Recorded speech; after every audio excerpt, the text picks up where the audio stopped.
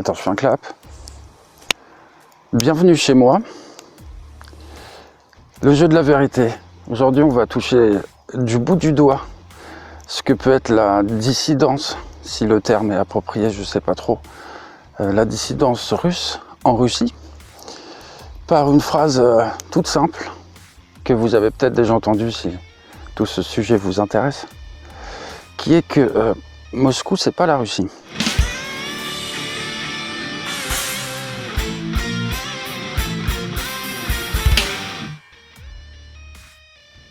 La francophonie, on est un peu tous rongés par ce mal qui est de perdre du temps à regarder des vidéos ou à tourner des vidéos dans un sens ou dans l'autre. C'est du temps de vie qu'on perd.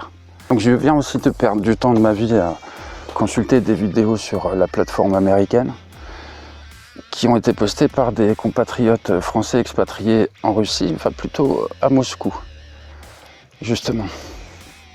Comme beaucoup d'autres, je vais jeter ma pierre dans la mare sur ce sujet qui est l'opération spéciale, les sanctions et les impacts de ces derniers sur la vie de tous les jours en Russie. Alors ce qui me dérange dans les vidéos que je peux voir d'autres compatriotes, c'est la généralité de parler des Russes. Je ne sais pas comment vous faites, mais la Russie c'est énorme. Il y a beaucoup de peuples différents, c'est une fédération. Et de généraliser sur les Russes, j'arrive vraiment pas à comprendre.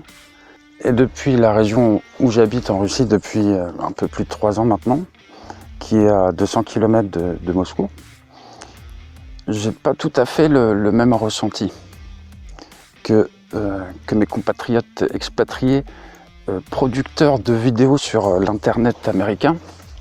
La Russie et la France, rien à voir. Donc à chaque fois qu'on entend des comparaisons, je trouve ça plutôt irréaliste. Une comparaison qui marche, c'est Paris a pris la main sur la France, et ici, il suffit de regarder une carte, la Russie c'est énorme, et Moscou, c'est une partie.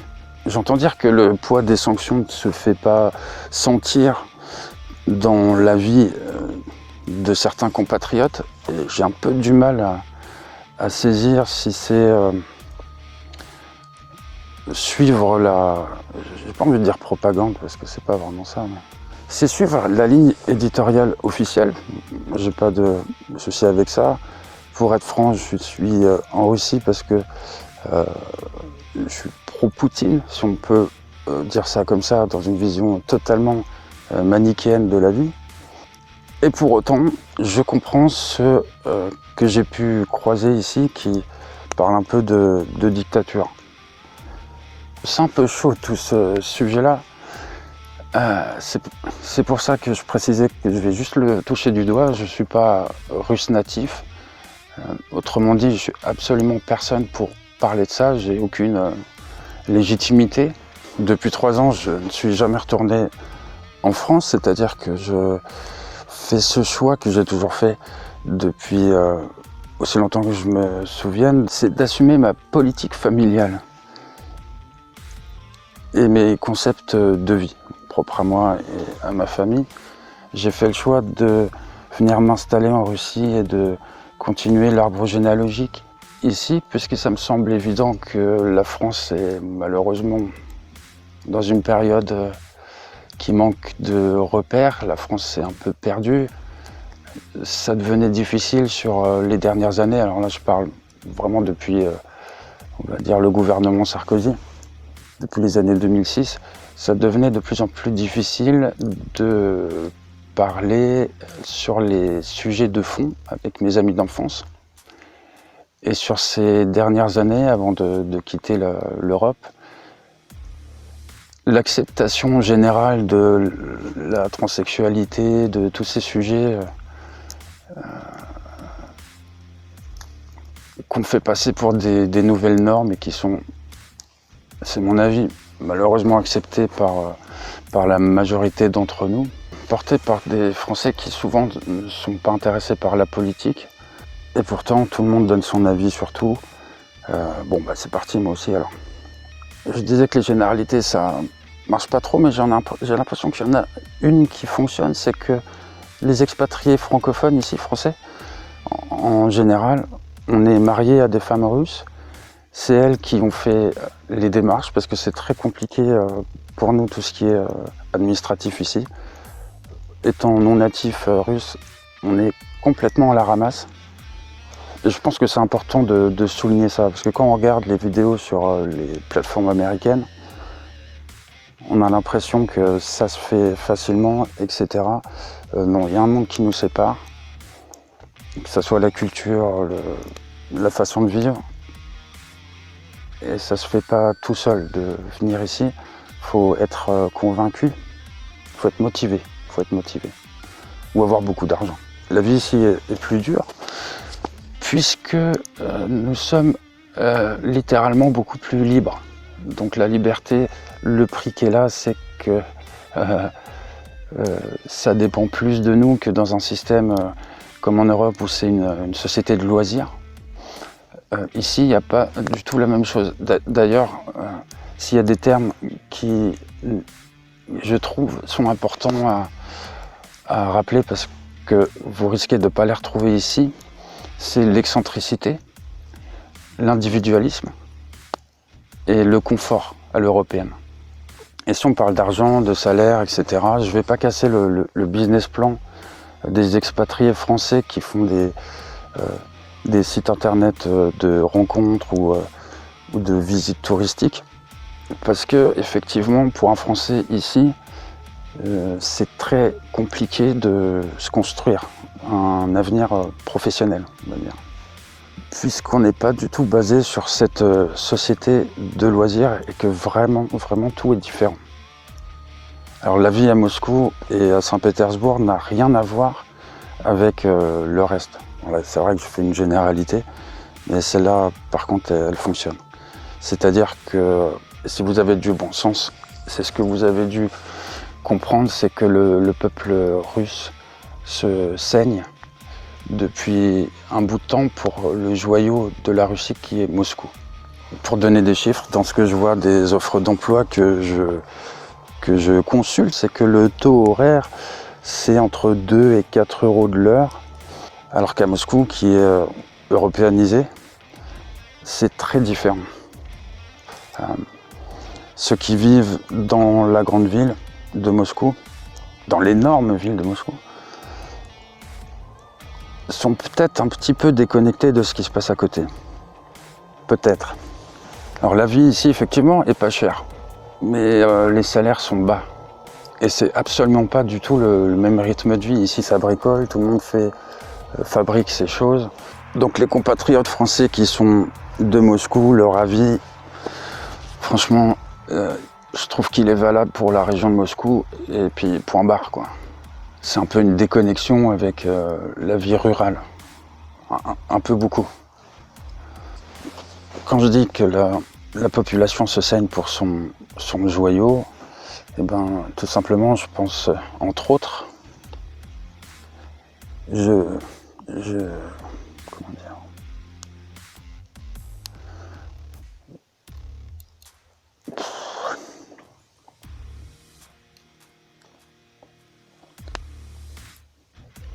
je voudrais rendre hommage à tous ceux qui sont engagés pour la cause et qui sont sur le front, proche du front. Dans ma belle famille, on a eu quelques disparus, malheureusement. Le poids peut être assez lourd à porter. Donc faites attention à ça, vraiment. Écouter un moscovite, c'est écouter comme un Parisien pour nous, si je peux me permettre si je peux me permettre. Alors pour nous ici, le poids des sanctions, on le sent, tout a augmenté. Il y a 3 ans, un appartement qui valait 3 millions de roubles, aujourd'hui il vaut 8 millions de roubles, alors que le taux de prêt était de 6% et qu'en ce moment il est à plus de 30%. Il suffit d'un peu de bon sens. Si le monde entier est russophobe et en guerre contre la Russie, forcément ça se sent. Même si la vie continue et que la Russie reste magnifique, faut pas exagérer quand même. Voilà, c'était quelques mots. Je vous répète ce que vous avez déjà entendu. Venez en Russie faire votre avis si vous voulez vous expatrier. Et venez longtemps. Si vous êtes dans les loisirs, vraiment restez à Moscou, Saint-Pétersbourg. Puisque en dehors de ça, j'ai l'impression qu'il faut porter un peu ses couilles et savoir tout faire. Devant l'augmentation des prix, il a fallu pour nous se dépêcher d'être propriétaire. Ça devenait obligatoire pour sécuriser notre avenir.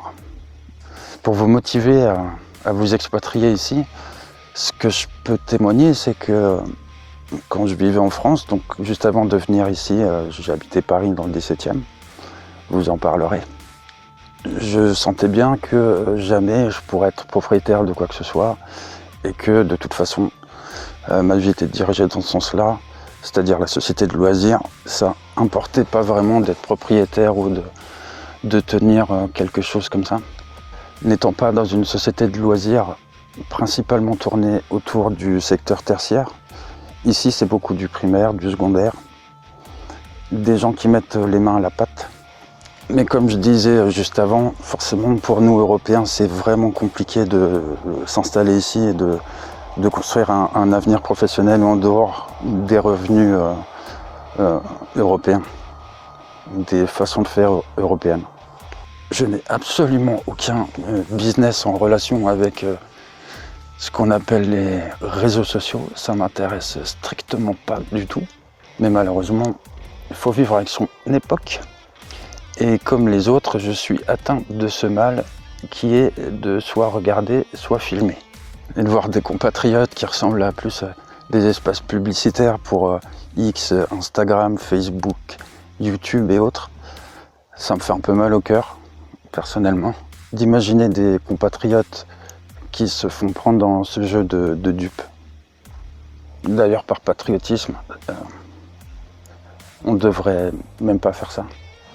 Et parmi les retombées de l'actualité de la Troisième Guerre mondiale, eh bien, pendant le discours que tout le monde a regardé, Trump-Zelensky, cette pièce de théâtre hollywoodienne, la région était sous attaque de drones ukrainiens qui visaient la centrale nucléaire de la région de Tver. Donc pour moi, cette soirée Trump-Zelensky était un peu spéciale, c'était à la limite de la panique, puisque les drones ennemis n'étaient pas loin. Et dans les anecdotes, le 1er septembre dernier, alors que je passais ici la désherbeuse électrique, il y a un drone ukrainien qui est passé juste au-dessus pour aller attaquer la centrale qui est par là-bas. Donc tout ce sujet de guerre, d'opérations spéciales, de sanctions, c'est très sérieux. C'est pas quelque chose à prendre à la légère. Il n'y a pas de pas retomber, il n'y a pas de tout va super bien, encore mieux qu'avant. Donc faites attention à vous de ne pas tomber dans les cases d'un business plan d'un compatriote, ou alors si vous le faites, je vous souhaite d'en être conscient. Et venez voir tout ça par vous-même. Point. Venez faire votre avis d'Européen sur la question. N'attendez pas qu'un autre y réponde à votre place. Et vos questionnements risquent d'être spécifiques. Écrivez-moi un petit mot. Au lieu d'un pouce ou je sais pas quelle connerie. Et ce que je vous souhaite, c'est de retrouver cette échelle locale, ce vivons ensemble, aimons-nous vivants, qui pour moi est au cœur de l'esprit français, qu'on partage avec nos frères russes. Si vous n'avez pas encore perdu la tête avec la société actuelle, vous trouverez peut-être ici un refuge pour votre descendance, ou pas. Et voyez Moscou comme une vitrine, un joyau, et pas comme représentatif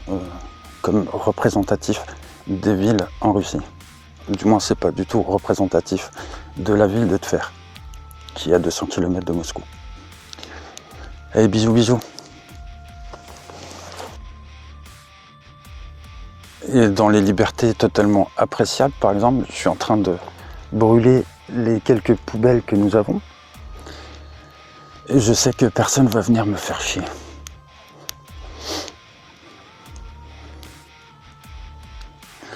Ça paraît con, mais en France c'est devenu compliqué. Je me souviens par exemple avec un ami d'enfance, on avait fait un petit potager en France et on prenait l'eau d'un cours d'eau qui était juste à côté. Et la police est passée, ils ont retiré nos tuyaux, une belle amende à la clé, alors qu'on ne dérangeait personne. Il y a beaucoup de situations comme ça en France qui étaient impossibles. Pour ceux d'entre nous qui sont intéressés par l'autosuffisance, eh bien ici, c'est possible.